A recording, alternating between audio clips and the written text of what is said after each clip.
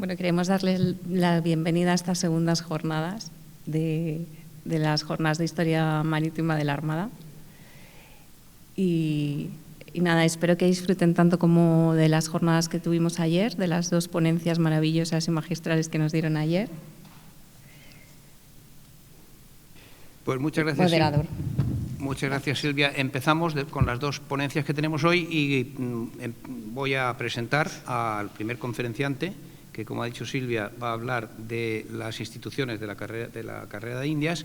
Es el doctor Ramón Sánchez González, doctor en Historia, catedrático de Historia Moderna de la Universidad de Castilla-La Mancha. Sus líneas de investigación se han centrado en el mundo rural, aspectos sociales y económicos, minorías marginadas, moriscos y esclavos, élites sociales, nobleza y clero, historia de la escritura, de la cultura escrita y educación en la época moderna. Desde hace unos años dedica especial atención al estudio de la Catedral de Toledo y su cabildo capitular en diferentes aspectos y a las comunidades de Castilla. Autor de una treintena de libros y de numerosos artículos publicados en revistas especializadas nacionales y extranjeras de Francia, Italia, Portugal, México, Argentina y Chile, y es académico correspondiente de las Reales Academias de la Historia, Bellas Artes de San Fernando, Ciencias, Bellas Letras y Artes de Córdoba y Artes e Historia de Segovia. Don Ramón, cuando quieras, tienes la palabra. Sí. Yo también digo, con tu permiso, almirante, y espero no ser irrespetuoso. Creo que es que el protocolo así lo marca. Bien, en primer lugar, quiero agradecer muy sinceramente el haber sido invitado por el Instituto de Historia y Cultura Naval. Agradecerles también al coordinador, el profesor Enrique Martínez Ruiz, y decirles pues que estoy impresionado y preocupado porque yo, que soy una persona de la meseta, venir a hablar aquí de la carrera de Indias ante personas como ustedes que saben tanto y que lo conocen también, creo que es una responsabilidad que intentaré hacerlo lo mejor posible. El concepto de la carrera de Indias, como sabrán, es un concepto cuyo significado alude al sistema creado por la monarquía hispana con carácter de monopolio para regular los intercambios entre la metrópoli y las colonias, o lo que es lo mismo, entre España y el Nuevo Mundo. El descubrimiento y la posterior conquista de América llevó implícito un conjunto sustancial de innovaciones e hizo necesaria la aparición de unas instituciones destinadas a dar respuesta a los problemas y a las necesidades surgidas con la aparición de una realidad política, social y económica con personalidad propia. La regulación de los emigrantes a las tierras descubiertas y conquistadas, los embarques y su seguridad, la gobernabilidad de los nuevos territorios, la resolución de conflictos y tantos otros aspectos propiciaron el surgimiento de unas instituciones que pudieran regular todo esto. Y en especial destacaron dos, la Casa de Contratación y el Consejo de Indias, si bien hubo otras más. Y de ello voy a intentar hacerles una síntesis. La Casa de Contratación de las Indias se hizo siguiendo el modelo de la Casa de India portuguesa. Se crea en 1503 por una real provisión firmada por los reyes católicos en Alcalá de Henares, con el propósito de controlar con eficacia todo el comercio de la metrópoli con ultramar, de España y de las Indias, que cada vez, según va transcurriendo el tiempo, es más intenso y de un volumen cada vez mayor. La tradición marinera por el Mediterráneo, por el Cantábrico, más el inicio de las exploraciones africanas, hacen que exista desde la Edad Media, a partir del siglo XIII, unos precedentes de regulación del tráfico mercantil, donde prima, por encima de cualquier otra consideración, la vertiente económica de control y de fiscalidad, a cuyo servicio se creará un corpus jurídico para regularlo. Sin remontarnos demasiado en el tiempo y centrándonos en la centuria del 400, conviene traer a colación, aunque sea de una forma sucinta, unos precedentes normativos. Entre otros, habría que citar las concesiones reales concedidas a comerciantes italianos, en especial genoveses, que se habían establecido en Sevilla y Valencia, quienes recibieron prerrogativas y recibieron cartas de naturaleza. Hace ya décadas, Francisco Morales Padrón ya subrayó el destacado papel desempeñado por los genoveses en el descubrimiento y anexión del archipiélago canario, en la intervención de América, en la organización y disfrute del régimen empresarial y del Nuevo Mundo. Con anterioridad a los viajes de Colón, los Reyes Católicos adoptaron también en Sevilla unas medidas, como fueron la creación de unos receptores con la finalidad de recaudar los tributos del comercio que se estaba estableciendo con el norte de África y con Guinea, y también unos funcionarios que supervisaran las empresas que obtuvieran la licencia real que era preceptiva para poder comerciar. Igualmente, si ponemos los ojos en el descubridor, podríamos considerar como precedentes las capitulaciones de Santa Fe, de 1492, o la instrucción del rey y la reina para don Cristóbal, de 1493, relativa a la organización de las tierras conquistadas. O incluso, en 1495, hay una real provisión que reglamenta el paso de los naturales de Castilla a las Indias. También se han señalado como precedentes los asientos firmados por la corona con los responsables de los conocidos en la historiografía como los viajes menores, que se trataba, como muy bien saben ustedes, de expediciones privadas necesitadas de autorización real y que estaban promovidas por navegantes cuyos nombres pues, son conocidos: Alonso Vélez de Mendoza, Alonso de Ojeda, Vicente Yáñez Pinzón, etc. La creación de sendas aduanas, casas de aduanas en Cádiz y en La Española al principio de los descubrimientos buscaban guardar las mercancías en esos lugares antes de salir y luego cuando volvían de América. Esto también es otro precedente, pero la densidad del comercio, que cada vez es mayor, hace que estas instituciones, estos precedentes queden insuficientes y entonces se va a crear la casa de contratación. Y aparece un personaje que tiene mucho que ver, que es Juan Rodríguez de Fonseca. Este señor, este clérigo, va a tener un papel muy destacado y es un personaje que ha sido estudiado con detalle por la profesora Adelaida Sagarra Gamazo. Elaboró en 1503 un memorial que se puede considerar como el acta fundacional de la casa y ya con anterioridad se había encargado de los asientos con navegantes. Como digo, su influencia fue decisiva, no solo en esto, sino en todo el periodo hasta que luego se crea el Consejo de Indias. La primera decisión importante fue la de buscar un lugar donde concentrar todo el tráfico, y Sevilla va a ser la ciudad elegida, por razones de tipo militar y también por razones de tipo político.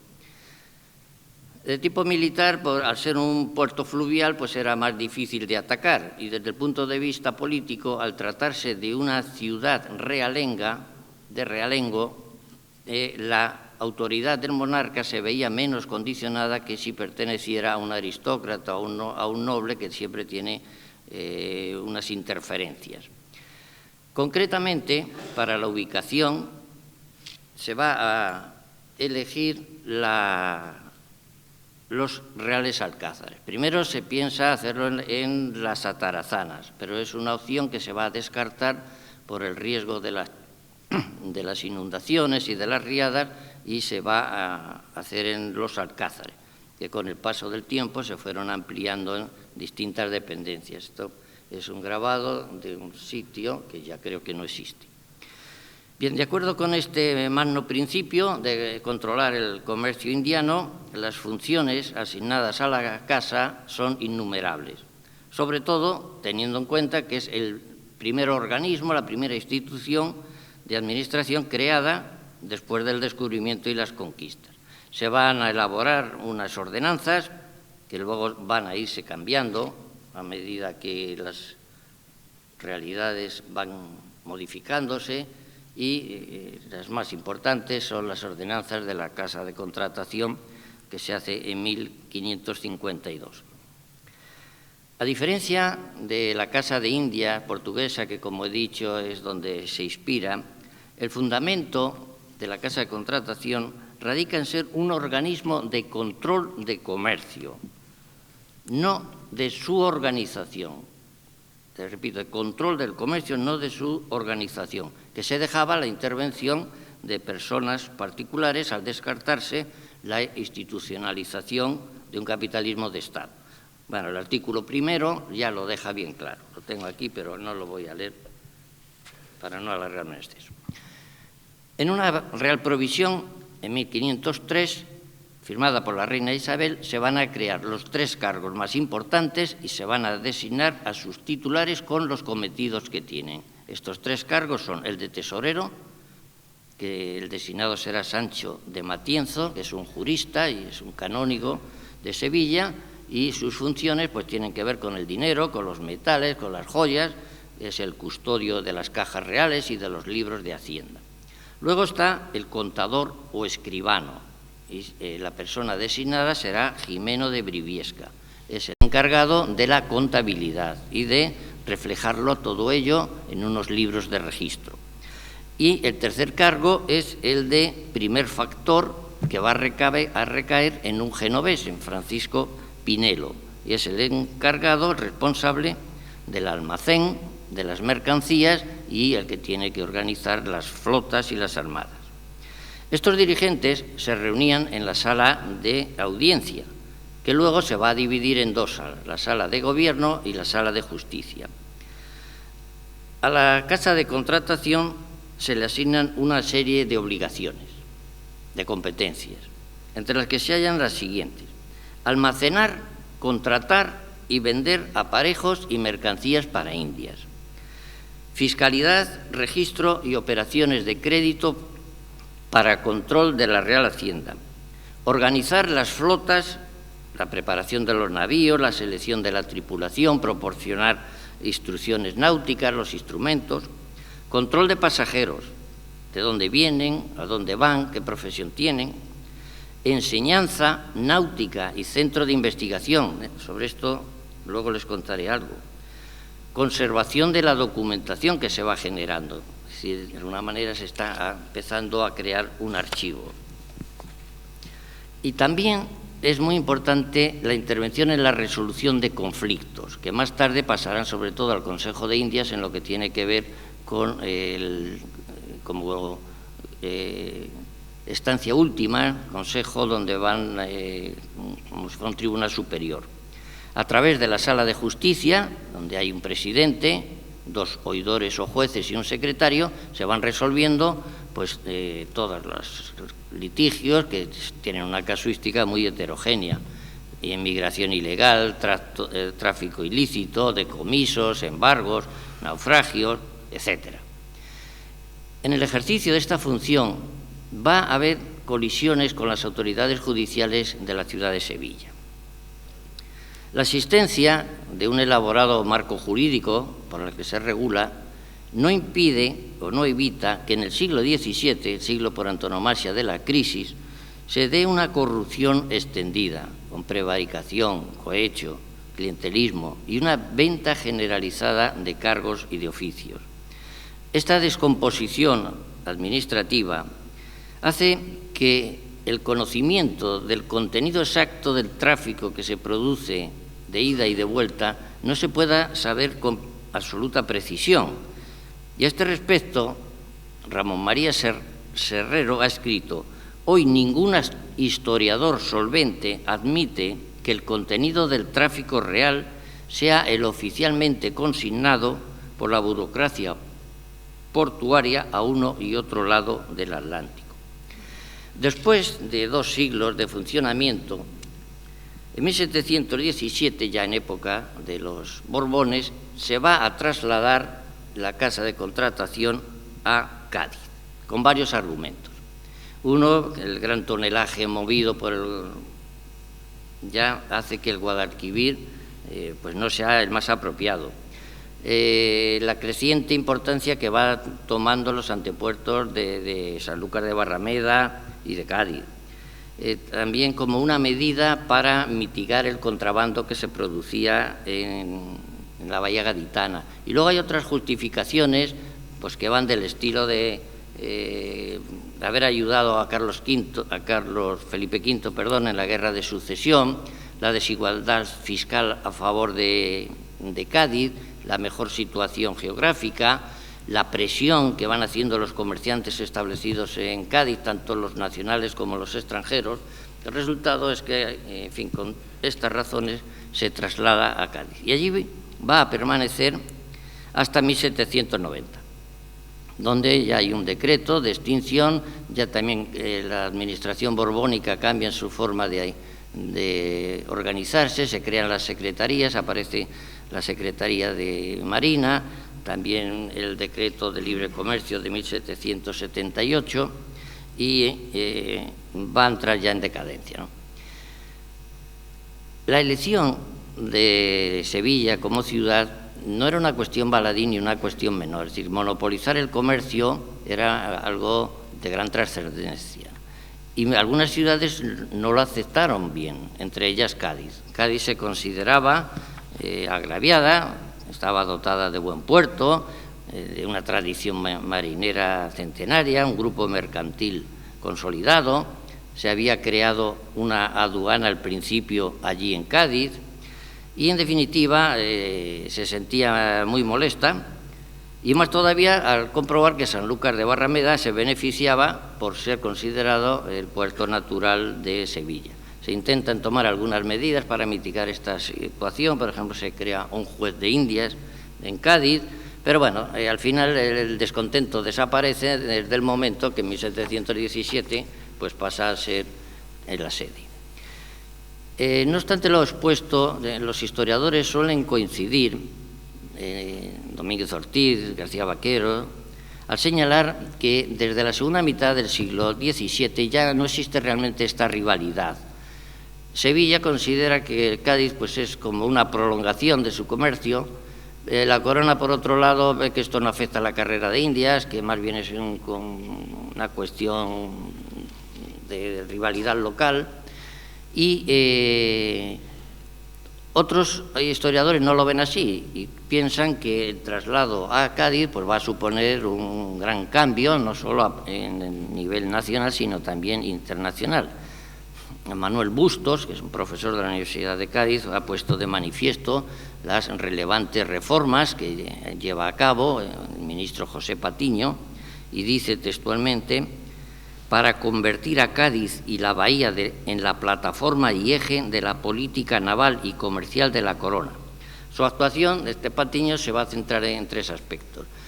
Una reforma administrativa de tipo centralizador, el fomento de marineros cualificados y, sobre todo, el incremento del contingente de navíos para hacer una armada española que sea respetada y admirada dentro y fuera de nuestras fronteras.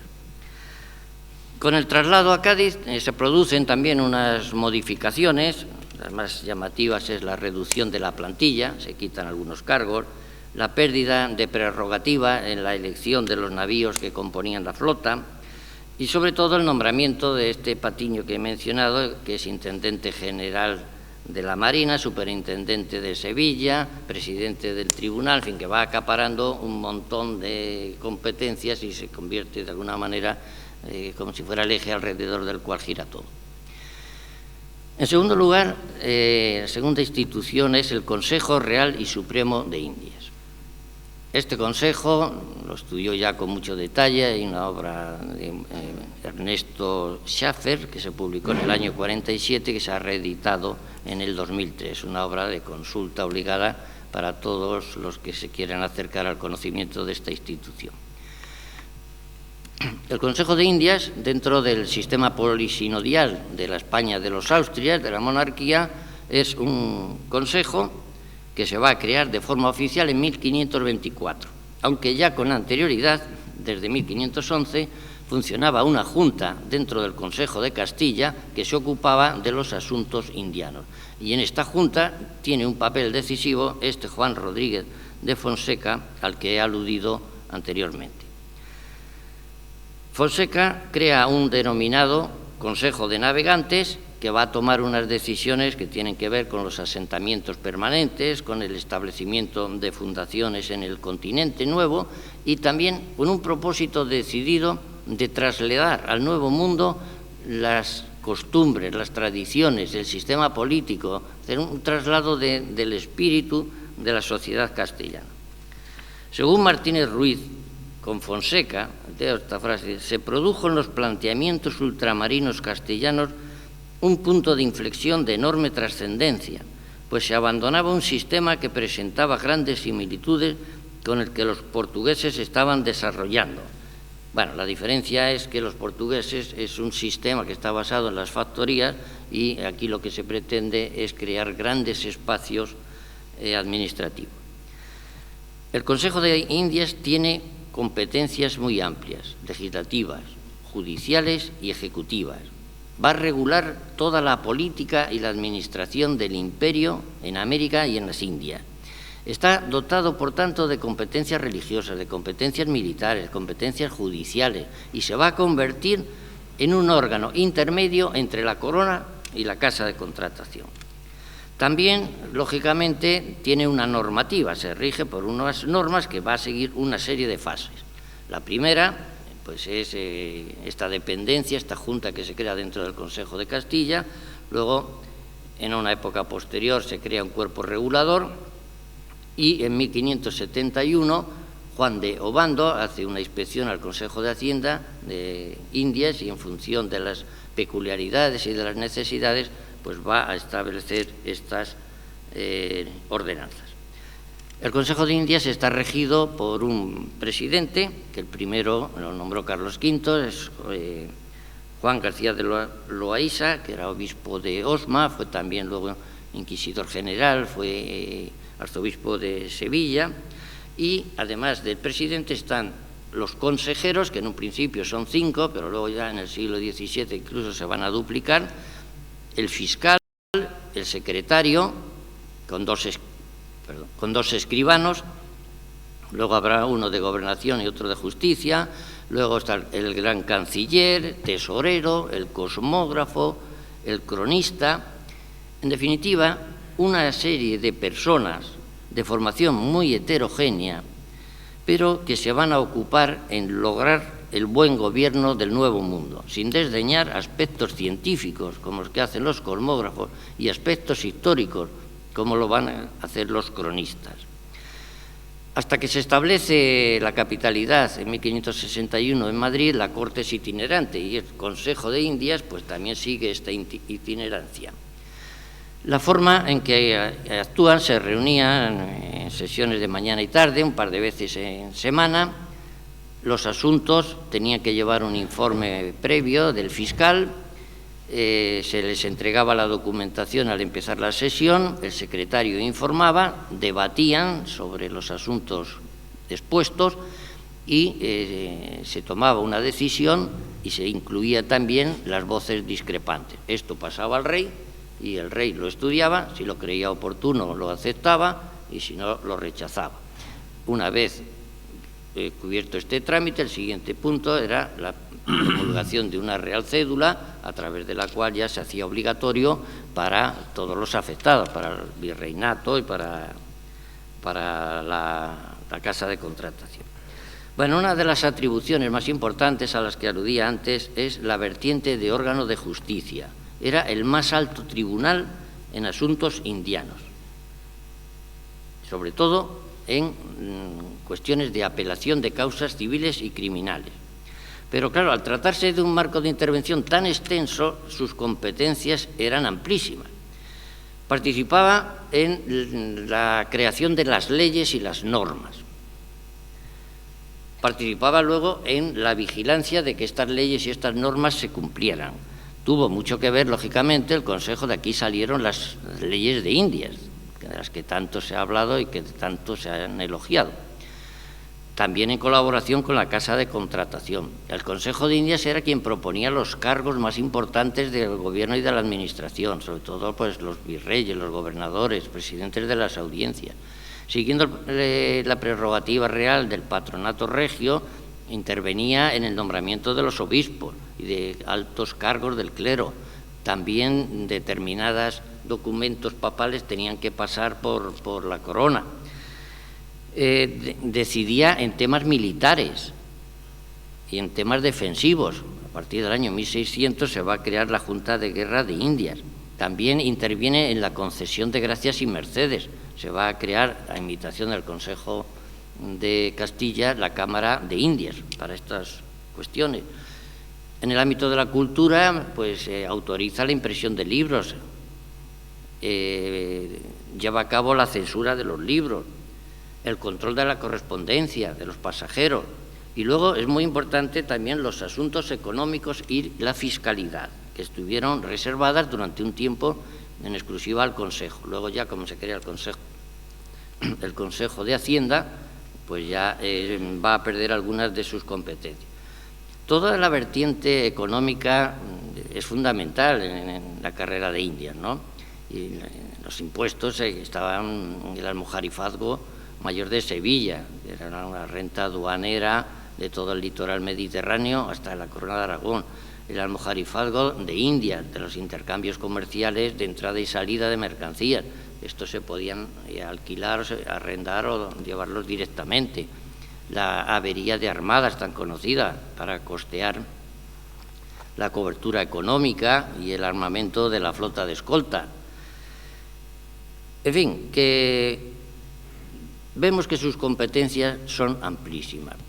Al igual que sucede con otros consejos, tenían dos instrumentos de control para evitar los abusos. Estos eran lo que se llamaba los visitadores o las visitas y los juicios de residencia. Las visitas pues iban al lugar donde fuera, hacían una investigación, digamos, secreta para averiguar cómo funcionaban la administración. Y luego estaban los juicios de residencia que se hacían cuando algún personaje cesaba en el desempeño de su oficio.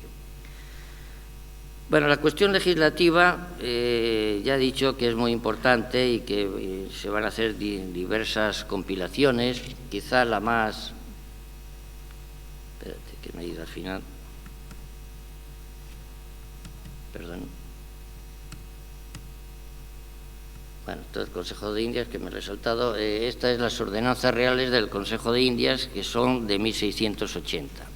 Para que se hagan ideas, son 4 tomos, 9 libros, 6.385 leyes, agrupadas en 218 títulos.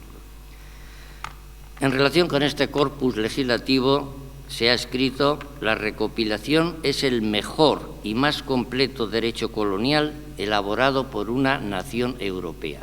Esto es importante resaltarlo cuando tantas veces se denigra el papel de España en América, o si no tantas veces tan acentuada por algunos dirigentes.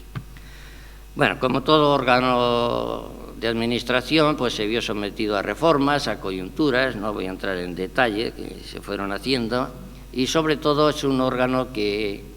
¿Cómo voy de tiempo? Va bien, va bien. Es que me voy acelerando. Perdón el gesto, pero no es muy bien.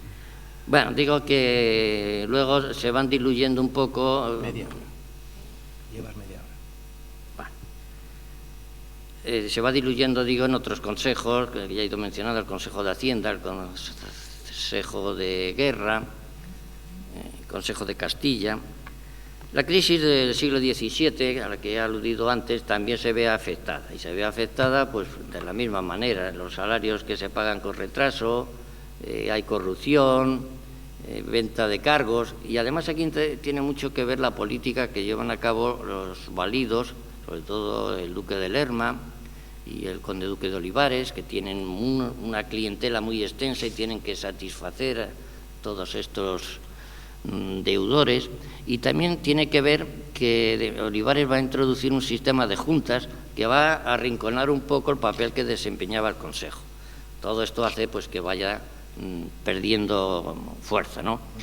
Con la dinastía de los Borbones pues pierde todavía más peso y pasan las competencias a la Secretaría de Estado de Marina, aunque mantiene, eso sí, la condición de Tribunal de Justicia. Con el comienzo del siglo XIX, la Guerra de la Independencia, las Cortes de Cádiz, la alternancia de absolutistas y liberales, pues el Consejo pasa por distintos momentos. Se suprime 1809-1812, se recupera en el 10 y en el 14 y ya definitivamente en 1834 desaparece. En tercer lugar, estos son, que es a lo que he dedicado más tiempo, las dos grandes instituciones, pero hay otras más. Está, por ejemplo, el consulado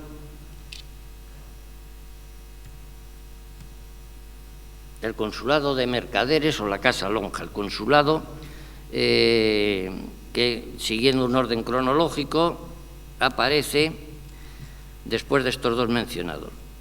Conviene recordar que hay antecedentes, no me voy a entretener con ello, ¿no? Pero ya desde la Edad Media está el consulado de Barcelona, el consulado de Valencia, el de Mallorca, con los Reyes Católicos se va a crear el de Burgos, luego se crea el de Bilbao, en época de Carlos V, y aquí se va a crear el de Sevilla, en 1543, estaba mirando la fecha, y el de Cádiz, el de 1556. Bueno, nos vamos a fijar en el consulado de los mercaderes o cargadores de India. ¿Cuál es el contexto en el que aparece? Pues la expansión marítima y el descubrimiento de América abre unos horizontes extraordinarios y los mercaderes, los comerciantes, los empresarios, pues ven unas posibilidades de enriquecimiento muy grandes. Pero por su parte la corona también se da cuenta de que es una fuente de ingresos que también tienen que tener muy presente. Ambas partes deben buscar un entendimiento y llegar a alguna visión que sea coincidente, una simbiosis para que sea recíproca el beneficio. Por otro lado, las requisas de oro y de plata, los préstamos forzosos al Estado, los litigios que surgen con el comercio, llevan a los mercaderes a solicitar la creación de un tribunal privativo con jurisdicción restringida que sea similar a los que he mencionado de Burgos, de Bilbao, etc. Esta pretensión va a tomar cuerpo con la creación en 1543 del Consulado de Mercaderes, Consulado de Cargadores a Indias, Casa Lonja o Lonja de Mercaderes, que de todas estas formas es conocido. De gran trascendencia, es semejante al Consulado de Burgos y va a mantener una dependencia siempre, mayor o menor, respecto a la Casa de Contratación. Su composición estaba claramente regulada. Había un prior, luego había dos cónsules, que lo elegían entre un órgano colegiado de 30 mercaderes y luego unos consiliarios. Se reunían, tomaron la costumbre de reunirse en las proximidades de la Catedral de Sevilla, en las gradas, pero hacía mucho ruido y el clero empezó a protestar, porque además del ruido pues les parecía que era una actividad poco irreverente, y el arzobispo Cristóbal de Rojas Sandoval pues eleva una queja y Felipe II le hace caso y entonces deciden crearles un edificio, ¿no? Y ese edificio es que todos conocen, la Casa de Lonja, que viene hasta en un sello. Bueno, esta casa, entre 1585 y 1598, se construye este edificio, se construye la planta baja, porque la planta superior no se va a concluir hasta 1646, y luego en 1785 se convertirá en archivo. Bueno, a partir de aquí, entonces ya sus reuniones las van a tener en este sitio. Para su edificación y mantenimiento, pues se van a beneficiar de unas rentas concretas, ¿no? Lo que se llama el tercio de la lonja, la avería consular, que es distinta a la otra, o un seguro marítimo que tienen que hacer los comerciantes. Bueno, el consulado va a administrar varios derechos mercantiles, se va a convertir en un órgano poderoso económicamente y con mucha influencia, y va a ir firmando unos asientos que se solían hacer de tipo cada 5 años, y que también estos asientos, las cuantías, pues van cambiando según las coyunturas. pero sí, en definitiva, mueve mucho dinero y se convierte en un órgano muy poderoso. En síntesis, con su creación se cumplen 3 fines. Uno, una corporación de mercaderes y comerciantes. Otra, un tribunal privilegiado, que es más rápido que si se tramita a través de la Casa de Contratación. Y por otro lado, cumple funciones delegadas de la corona, que tiene que ver con el cobro de impuestos, con intervención en naufragios, etc. Cuando se cambia la Casa de Contratación a Sevilla, a Cádiz, perdón, se produce como una duplicidad, porque en Sevilla se crea una Diputación de Comercio, que lo nombran los propios de la sevillanos, y luego en Sevilla pues hay otro consulado. Aquí otra vez aparece este Patiño, que es el que va a intentar cambiar las cosas y el que va a intentar potenciar sobre todo al consulado de Cádiz. Este profesor Manuel Bustos, que es una autoridad en el conocimiento del papel del consulado, ha hecho un estudio muy minucioso de las modificaciones que se introdujeron. Esta institución sobrevivió a la Casa de Contratación, a la implantación del libre de comercio, y fue incluso ejemplo de otras que se crearon. El Consulado de México, el Consulado de Lima, en el siglo XVIII se va a crear otro en Veracruz, en Guadalajara, y todos están inspirados en este. Y incluso aquí en Sanlúcar de Barrameda, en 1805, se va a crear un consulado de Sanlúcar de Barrameda, aunque tiene unos precedentes de siempre, ¿no? 2 cosas más. La Universidad de Mareantes.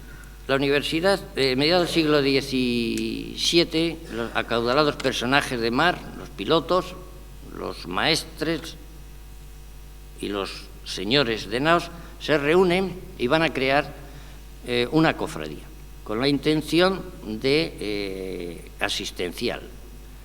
Pero al mismo tiempo van a buscar unos privilegios, van a pretender tener un fuero propio y van a crear primero la cofradía y luego la universidad.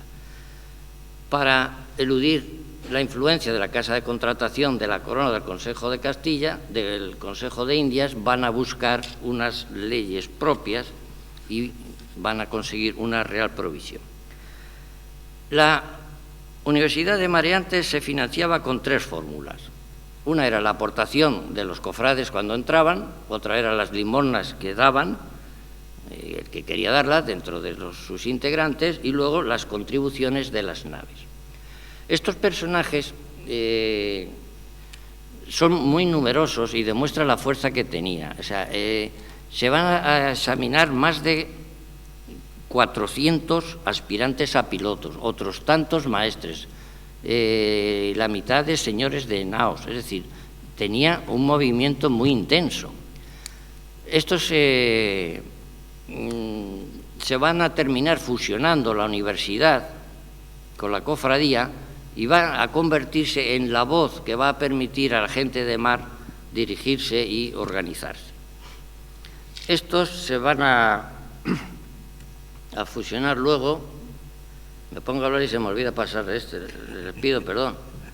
Bueno, la Universidad de Mareantes, y se van a fusionar, van a crear el Colegio de San Telmo, y este va a estar pensado sobre todo para la formación de huérfanos, de gente pobre, y formarles pues en el arte de navegar, en la artillería, en cuestiones que tengan que ver con el mar. En cuanto al arte de marear, lo dejo para el final, es una de las funciones establecidas desde el principio de la fundación de la Casa de Contratación.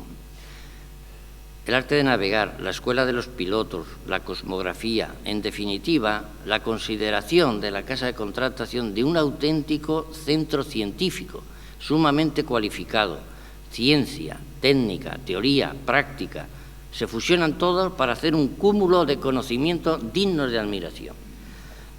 Hay 2 cargos que sobresalen por encima de todos, el de piloto mayor y el de cosmógrafo mayor. El primero lo crea Fernando el Católico 1508 y tenía dos funciones. La primera era ver la competencia de los aspirantes a pilotos, sus conocimientos en cartas, en instrumentos, y la segunda era confeccionar las cartas de navegar. El puesto de cosmógrafo mayor se va a crear posteriormente, en 1523, y se va a erigir en el máximo responsable en todas las cuestiones que tienen que ver con las cartas de navegación y con el padrón real, que es donde se intenta recoger todo un conocimiento de lo que en ese momento se sabía de la distribución del espacio, del espacio terrestre. Estos cosmógrafos, además, pues tenían unos cosmógrafos auxiliares, había unos oficiales que eran los que iban elaborando los planos, etc. La docencia de los pilotos debía incluir teoría y práctica. El fundamento de todo era la cosmografía, y luego había cuestiones más prácticas que tenían que ver pues, con el cálculo de las latitudes o de las longitudes, los rumbos, el conocimiento de los instrumentos de navegación, aquí pongo algunos, y se examinaban, bueno, había un tribunal, lo presidía un piloto, el piloto mayor, 2 cosmógrafos y 6 pilotos de la ciudad. Tenían que presentar cartas que habían realizado y instrumentos. Cuando se traslada la casa de contratación a Cádiz, entonces la Armada ya va a intervenir de una forma más directa y se va a encargar ellos de la enseñanza. Es una enseñanza que pretende que sea menos teórica y más práctica. Y van a elaborar un plan de estudios, un proyecto nuevo que va a llamarse las Ordenanzas Generales de la Armada. Bueno, los maestres también tienen otros exámenes, tienen unos conocimientos comunes, pero otros que son diferentes, ¿no? En el siglo XVII se crea la figura del piloto mayor arqueador y medidor de naos. También se crea una cátedra de artillería y fortificaciones que, unida a la cátedra del arte de navegar y una cátedra de matemáticas, demuestra la importancia que se le da. Bueno, si nos fijamos en nombres propios, y ya lo voy a ir viendo con esto, cosmógrafos, pues tenemos aquí, por ejemplo, algunas de estas cartas que elaboraron, pues una carta atribuida a Colón, está dividida en 2 partes, una que correspondería a las costas desde Noruega hasta el Congo. Luego hay otra parte ahí donde se representa de forma circular la Tierra, con la capital en Jerusalén, no aparece América ni nada, y luego aparecen ahí unos planetas. Juan de la Cosa, esta carta náutica está en el Museo Naval, y leí el otro día que querían protegerlo y para que no se deteriore, me parece muy bien. Bueno, aquí la parte de la izquierda pues es lo que es América, corresponde ahí, en fin, como tenía mucha vegetación, lo ha puesto de ese color. Aparecen cosas que son muy curiosas, aquí aparecen los Reyes Magos, aparece el portal de Belén, la torre de Babel. Este es otro, el planiferio de Cantino de 1502. Aquí se intenta recoger los conocimientos que tenían los portugueses. Aquí está la parte de América, como la desconoce menos, tiene menos detalle y prefiere pues no dejarlo en blanco. Este es el Mapamundi de Nicolás Caverio, hace un detalle minucioso de islas, de costas. Aparece ahí también en el Mar Rojo. Suelen aparecer en África animales, ponen jirafas o ponen elefantes, banderas de tiendas de campaña de México. Este de Diego Rivero, que incluye aquí un astrolabio y un cuadrante, tiene mucha literatura. Ya como es de otra época, 29, los conocimientos son bastante mayores y eso ya permite pues lo que antes no era más que las costas de América, ahora ya se mete más hacia el interior y va dando más conocimiento. Bueno, y todo esto, y ya termino, se fue plasmando todo este conocimiento en una serie de tratados y de ensayos que hicieron de Sevilla pues el centro neurálgico del arte de navegar por el Atlántico. y que les voy a leer una frase de Pérez Mayaína. Dice, son las más perfectas compilaciones de las técnicas de navegación realizadas hasta el momento. O sea, que fueron muy importantes. Aquí tienen algunas. Ya me volví otra vez. Estas son... Bueno, esta es la de Alonso de Santa Cruz, que es de... Bueno, estas son algunas que les estoy diciendo, ¿no? Para no entretenerme, no se los leo. Estos van apareciendo a lo largo del siglo XVI, son fundamentales para los navegantes. Aquí se basa toda la cosmografía, pero aparecen cálculos, tablas, algunas ya, como esta fue muy importante, la de Nicolás Copérnico, ya están basados en estos conocimientos, ya se cambia la teoría geocéntrica por heliocéntrica. Este ya se publicó en México, y este otro también, y este ya es muy preciso, ya no es tan genérico sobre las longitudes, ¿no? Y una última párrafo para concluir. La llamada era de los descubrimientos y posterior conquista tuvo en España la gran protagonista, junto al país vecino, Portugal. Hecho de tal resonancia hizo necesaria la creación de una serie de instituciones sobre las que cimentar con eficacia la nueva realidad surgida al otro lado del Atlántico. La monarquía hispánica acertó a crear paulatinamente un entramado institucional que, admitiendo momentos de crisis, a los que he aludido, supo mantener con vigor durante 3 centurias uno de los proyectos más ambiciosos y de fuerte impacto en el ámbito económico. Sevilla primero y Cádiz después se erigieron en las luminarias de este brillante proyecto. Muchas gracias, y si me he pasado, te pido perdón.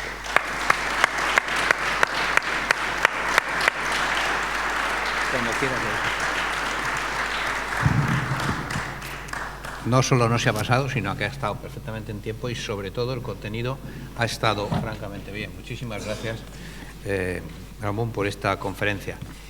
Sin más, pasamos a la siguiente. Aprovecho para dar la bienvenida o saludar, aunque ya se les ha saludado en la sala de conversación, a los que nos escuchan por Internet, que hay un número apreciable de gente. Y continuamos entonces con la siguiente presentación. Y el ponente es un viejo conocido de nuestra casa, de hecho es un previo miembro de nuestro instituto, y paso a leerles el currículum.